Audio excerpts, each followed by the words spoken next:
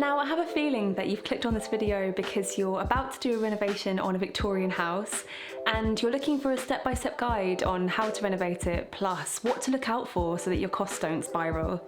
I have to commend you first and just say that you've chosen one of the best renovation investments in the UK. I actually recently read Victorian properties get between 4 to 5 more offers than modern houses, which can mean two things. They're competitively priced, but also they hold their resale value, which is excellent news for any homeowner. Now, that said, Victorian house renovations can throw some major headaches.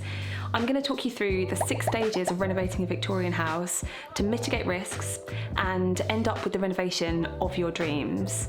Also, stick around until the end because I'll also show you the 4 main issues that are common in Victorian house renovations and what you can do about them. Okay, stick the kettle on and let's get into it. I need to give you a warning before we go any further because there's a trap that many renovators can easily fall into without the right preparation first. They kind of think to themselves, okay, I'm buying a Victorian renovation, I probably need an architect to help me draw up the plans for it. And honestly, take it from me, you shouldn't hire an architect as your first step. In fact, this very mistake costs me and my partner Neil £3,500. And if you follow my advice, it'll save you money that you'll be able to put towards a gorgeous new kitchen instead. It happened to us back in 2016 when we were like you, we were new renovators and we just got the keys to our renovation project, feeling that cocktail of emotions. You know, we were excited, we were nervous, but I'm not going to lie, we were overwhelmed by the fear of cost spiralling and doing work in the wrong order. It's taken a lot of hindsight, experience and my career change as an interior designer to teach us the right way to approach renovations, and hiring an architect too soon is not the way to go. So long story short, we rushed into working with them, told them we had a maximum budget to renovate the property with, which at the time was £100,000, and asked them to plan structural updates with that budget in mind.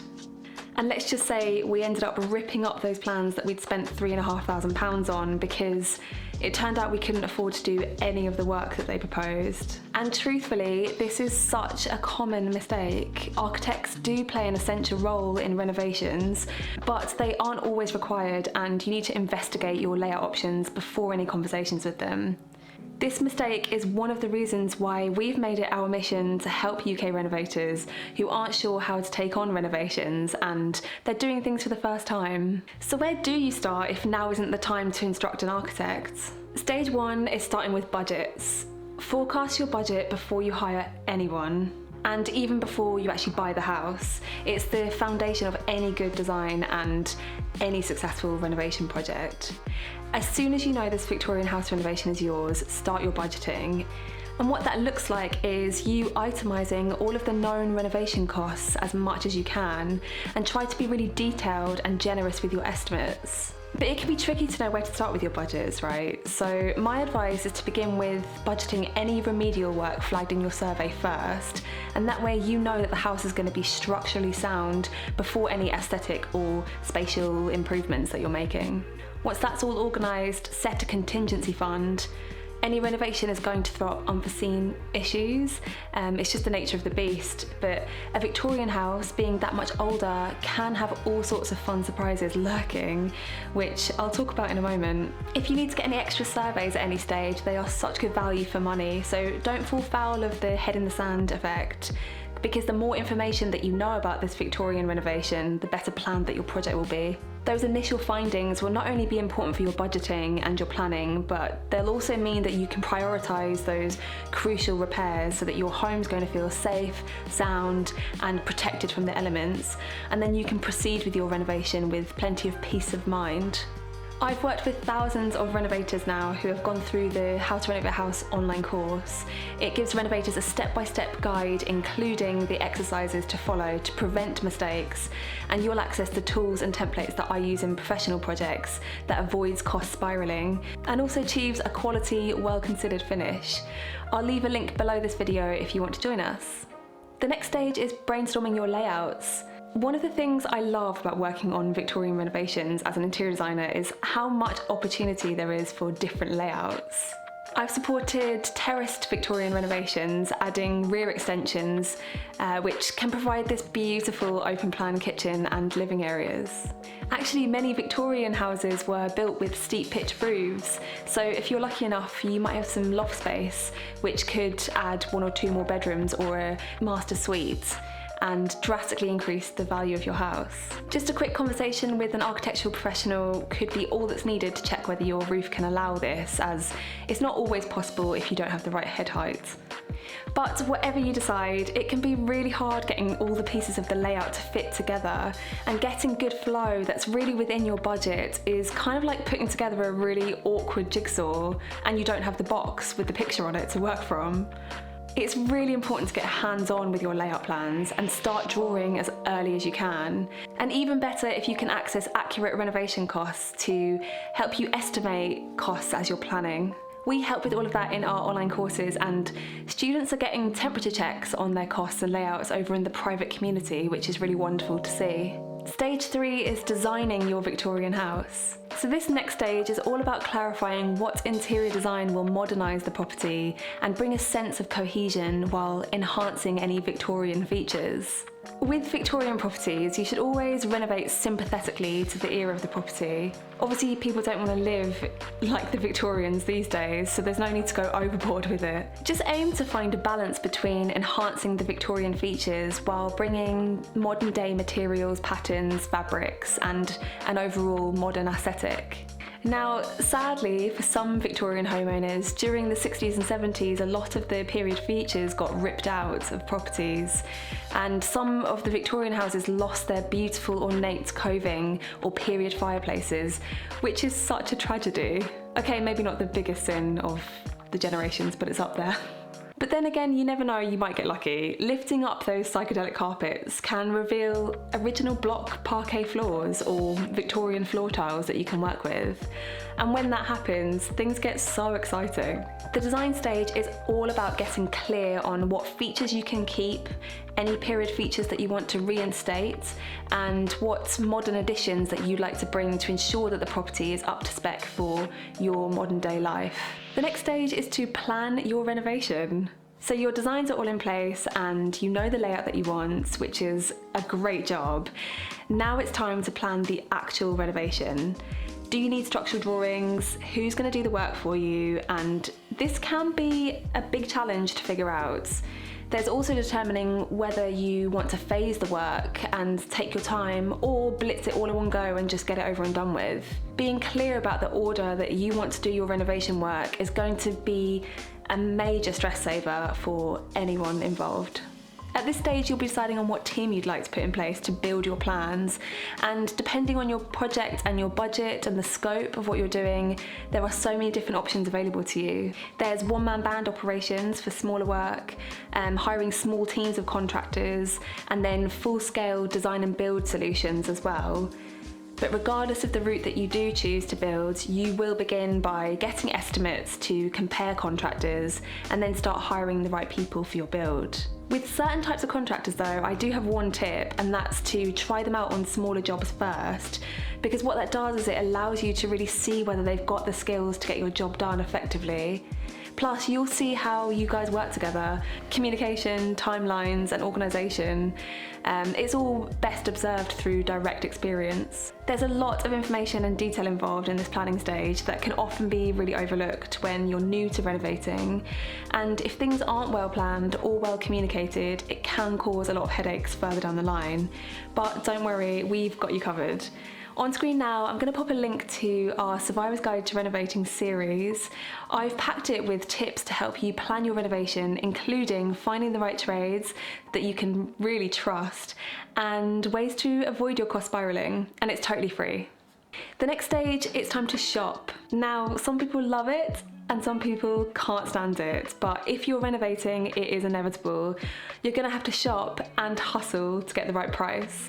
To be honest, I think a lot of people really underestimate how long this stage really takes.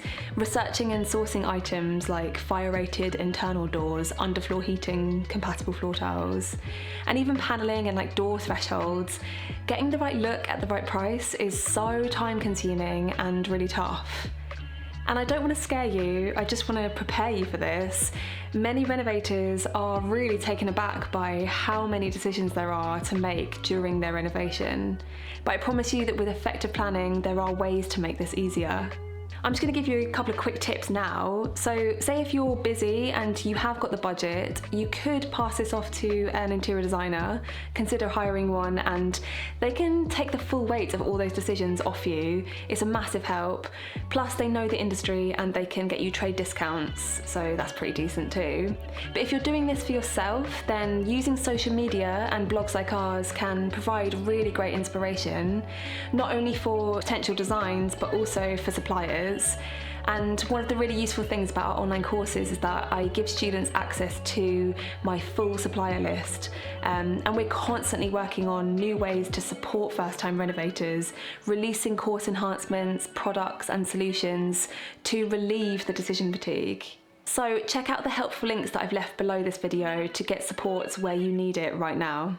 Finally, work begins. Now, we only have 10 or 15 minutes together today, and of course this step-by-step guide to renovating your Victorian house hasn't covered details like planning permission, party wall agreements, JCT contracts, structural drawings, so many things. I help students with all of this, but all of this needs to be in place before this stage when work begins. This is where all of the weeks and months that you spent planning comes to fruition. Now, I'll be honest, if you've never experienced a renovation before, I don't think anyone can quite prepare you for it. The dust, the decision making, the fear of things going wrong, and the finances, there's a lot of reasons to worry when it's happening. And it's no surprise that almost half of renovators will go over their budgets in their projects. My advice is don't go it alone. We can offer you all the help and support that you need to save your time and money and achieve a really excellent overall finish. I've left links down below for everything that we've spoken about today. Now, like I promised at the start of the video, let's get into the 4 issues that I commonly see in Victorian renovations so that you can go into it feeling wiser and know what to do about them. Firstly, it's the dreaded damp. The thing is, those Victorians were still figuring out how to build houses. And whilst they got so many things right, sadly ventilation and prevention of water ingress hadn't yet advanced. If your property shows signs of damp, there are plenty of things that you can do here. Ensure any air bricks around your property are unobstructed so that air can flow easily in and out. Clear your gutters and unblock drains to really make sure that water is running away from your property. And when you've got all of this done and you're still experiencing damp problems that aren't caused by condensation, then consider getting a damp survey. These outline specific problems with your property which can help mobilise the remedial work.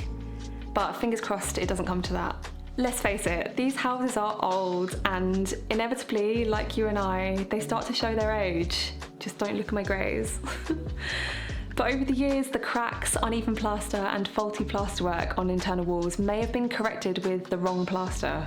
And the problem being is that it's not breathable. This goes back to the first point. If Victorian walls can't breathe, it can be a breeding ground for damp. But don't fear, there's always a solution. If you hire an experienced plasterer, they'll have worked with Victorian properties before, and make sure you use breathable paints to help minimise any damp issues. Honestly though, if you're having to render the outside or replaster the inside of your Victorian property, don't cut corners here. It's definitely worth talking to experts on this one. They're just going to help you to make sure that you get the right materials and prevent any future headaches. Those Victorians are famous for many things, but draft proofing wasn't one of them. So if you're renovating a Victorian house, then make it a priority to draft proof windows and doors. I absolutely love sash windows on Victorian properties. They're just beautiful, and I think most people do, but they are just not the most energy efficient when they're single glazing. So you could consider replacing them with double glazed sash windows and also get the property insulated more efficiently. It's an upfront investment now, but come the winter you'll be really glad that you made it. And finally, renovating Victorian houses is notorious for electrical issues. It's really common for the electrics to not be up to industry standards, so definitely factor in costs for a full rewire and replaster of ceilings and walls, and ensure that you've drawn up your own electrical and lighting plan, because you don't want to have to redo sockets, lights or switches again. Any property undergoing structural updates will require building control to approve it and sign it off, and be sure to also get an electrical safety certificate on completion of any work. So there we have it guys, a whistle-stop tour on how to renovate a Victorian house. If you've got any questions, fire them off in the comments. I love hearing what's happening with your renovations, so don't be a stranger. Thank you so much for watching, and I hope to see you in the next one.